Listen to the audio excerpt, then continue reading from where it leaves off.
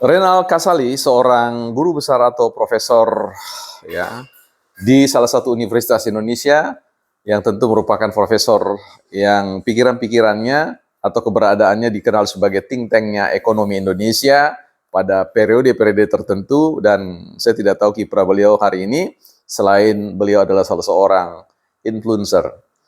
Kini sudah tidak mengasihkan lagi dan mulai main kasar. Kita akan bahas di Bukan Partai Politik.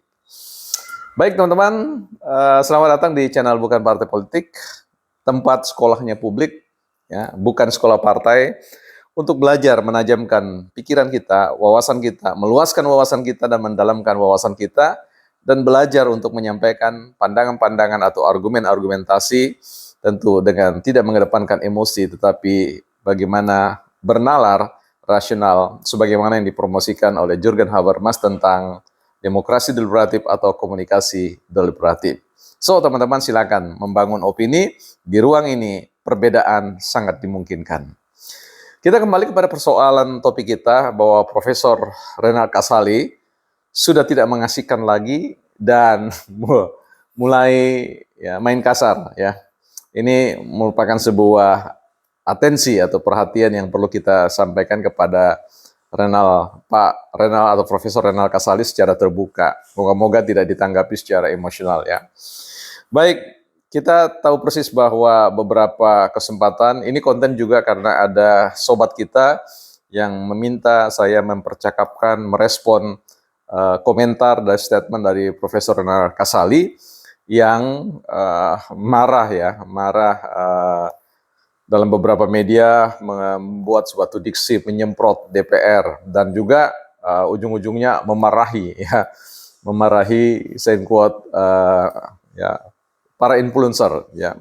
Jadi mereka-mereka yang penggiat media sosial yang disebut sebagai influencer ya, yang membela, yang tidak peka ya, yang mengatakan bahwa tidak melihat ya, saya quote buta terkait dengan kemarahan masyarakat bukan hanya kepada anggota DPR, kepada penguasa, tetapi juga kepada para influencer yang menunjukkan keberpihakannya pada kelompok tertentu atau pada pemerintah dan seterusnya.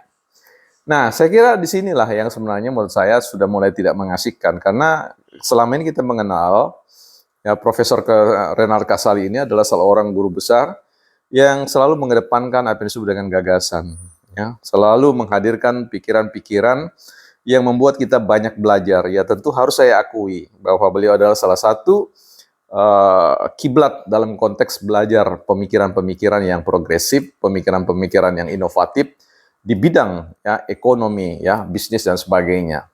Nah, sehingga beliau pernah membuat yang namanya rumah intelektual.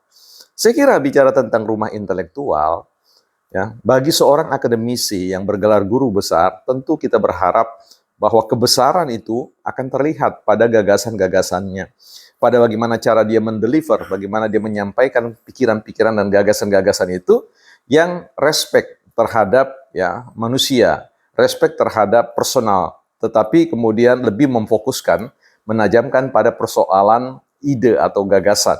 Jadi medan pertarungannya adalah bukan manusianya, bukan orangnya, tetapi gagasannya. Kita pernah tahu bahwa ketika orang sudah mulai terjebak membicarakan tentang sosok personal dan kemudian mengkritik ya orang daripada sebuah gagasan, maka dia ada pada suatu kondisi yang disebut dengan bias ya, sebagai sebuah pendekatan yang reaktif. Kita harus tahu bahwa pendekatan yang memicu respon dari Profesor Renal Kasali adalah ketika ya romantisme atau katakan nuansa alma mater itu kemudian mulai ditabuh genderangnya sehingga memanggil para alumni dan semuanya.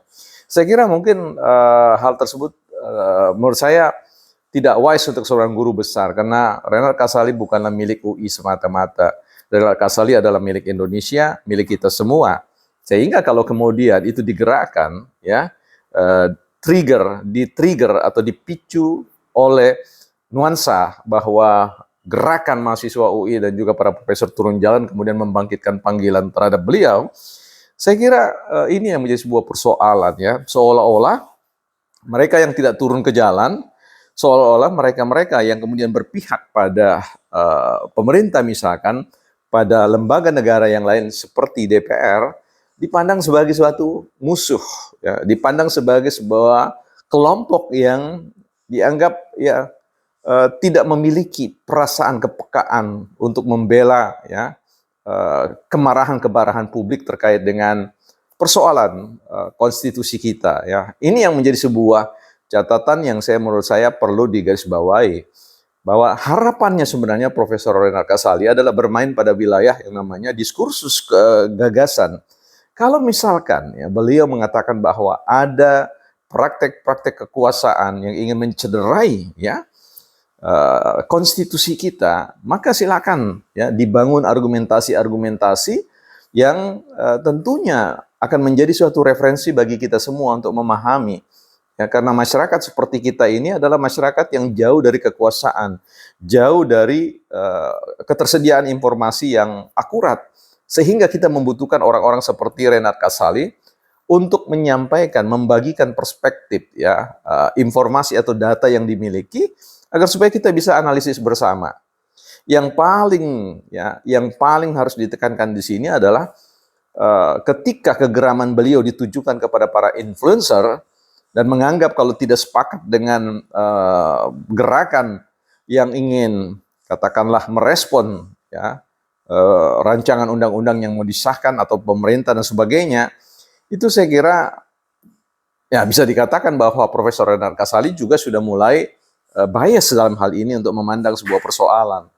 Nah, sehingga kita sudah kehilangan orang-orang yang bisa kemudian menjelaskan kepada kita, memberikan informasi kepada kita sebenarnya duduk perkaranya di mana. Sehingga kita sebagai orang-orang awam mulai mengeja ya step by step, mulai memeriksa satu data demi satu data yang mungkin validitasnya juga diragukan. Tetapi apa daya, kita tidak memiliki sumber-sumber informasi yang valid. Yang saya katakan adalah informasi ring satu. Nah, karena itu bukan partai politik tidak pernah mau mengontak siapapun. Ya, kalau ada yang ingin memberikan informasi, jadi persilakan saja menulis di bawah komentar atau kemudian mengirim email di email yang ada di bukanpartaipolitik.com di website kita. Ya, sehingga disitulah kemudian kita membaca ya, tentu dengan mengedepankan prinsip bahwa bisa jadi apa yang kita sampaikan ini keliru. Ya, seperti itu. Jadi tidak memberikan sebuah jaminan. Tapi poin saya di sini adalah poin bukan partai politik adalah mau mengatakan bahwa ya Pak Renard Kasali mesti harus sadar juga bahwa beliau adalah seorang influencer juga ya. Jadi marah pada diri sendiri.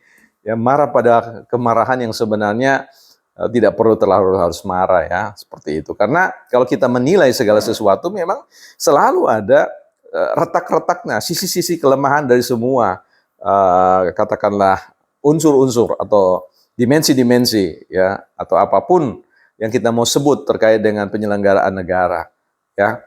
Lembaga eksekutif punya retak-retaknya, lembaga DPR atau legislatif punya retak-retaknya, dan juga Mahkamah Konstitusi juga punya retak-retaknya. Jadi di sini perlu harus dilihat dengan baik bahwa jangan sampai berpikir para influencer yang tidak sepaham dengan Pak Renard Kasali dianggap sebagai orang yang keliru, dianggap sebagai orang yang perlu dimusuhi oleh masyarakat karena masyarakat marah kepada kita, ya, kepada para influencer, kepada siapa saja, ya, misalkan kepada BPP yang mengambil posisi ya tidak berpihak kemana-mana, ingin melihat sebuah substansi atau masalah yang ingin kita percakapkan. Misalkan bahwa kalau bicara tentang apakah BPP kemudian menolak tentang putusan Mahkamah Konstitusi, ya kita bisa saja melihat pada pasal pada undang-undang terkait dengan Mahkamah Konstitusi yang berbicara tentang kewenangannya, bahwa Mahkamah Konstitusi merupakan sebuah lembaga negara, yudikatif, bagian dari yudikatif yang kemudian memutus persoalan pada tingkat pertama dan juga final dan binding ya. Artinya di situ ya kita sepakat saja dari sisi itu, tidak ada sesuatu penolakan terkait dengan itu. Tetapi ada satu situasi yang sulit untuk dijelaskan, mengapa kemudian overlap ya, mengapa kemudian abai ya terkait dengan kewenangan-kewenangan, limitasi kewenangan yang kemudian mengambil ya mereduksi peran dari anggota DPR sebagai lembaga pembuat undang-undang. Nah, disinilah kemudian sebuah persoalan yang tentu juga jangan diabaikan semata-mata. Ya, karena ini kita selalu hanya berpikir pada satu bagian yang kompatibel, yang cocok, yang simetris dengan pemikiran kita, tetapi menolak ya kenyataan-kenyataan yang lain yang sebenarnya asimetris juga ya. Peran-peran Mahkamah Konstitusi dengan apa yang disebut dengan ultra petitanya, ultra petitumnya, bicara tentang open legal policy-nya, dan banyak sekali persoalan-persoalan itu. Ya, inilah yang kemudian menjadi sebuah persoalan yang harus diperhatikan. Jadi Prof. Renal Kasali perlu ya menahan diri, tapi ya tidak apa-apa lah, namanya juga manusia ya.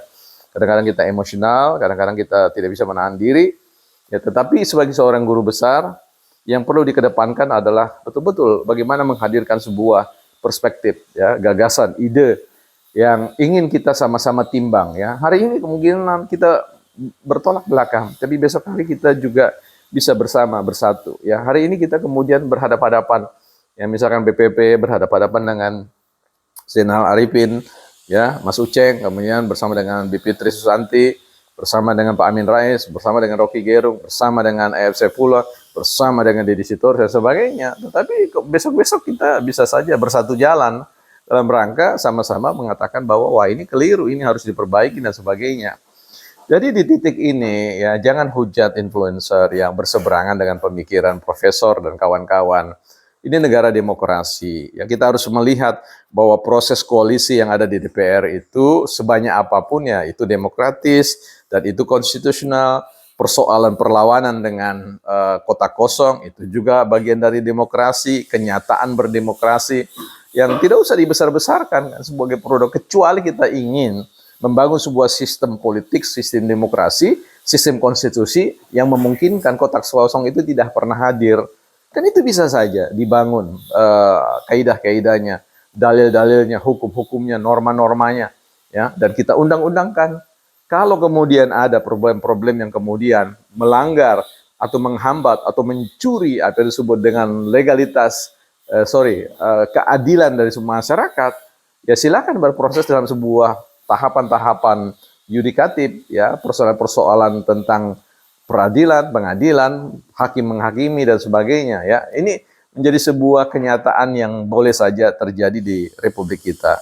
Nah, karena itu bagi Profesor Renal Kasali ya dengan hormat saya kira mesti tetap kembali kepada tracknya ya, bahwa silakan memberikan kritik terhadap pemerintah silakan, tapi mau menganggap bahwa influencer itu sebagai suatu musuh ya, menganggap tidak peka terhadap persoalan negara kita sekarang ini juga sekali terlalu berlebihan ya, seperti itu ya.